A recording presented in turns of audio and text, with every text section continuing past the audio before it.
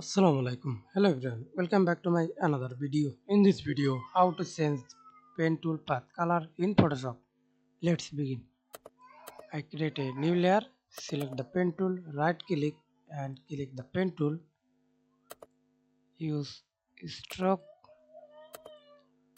Do not use fill color. Then click and drag. Change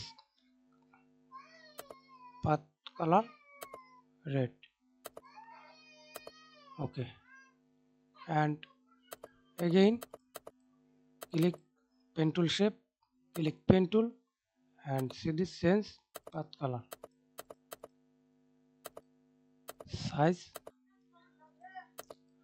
Okay, thanks for watching video. Please subscribe to my channel, like, comment, share.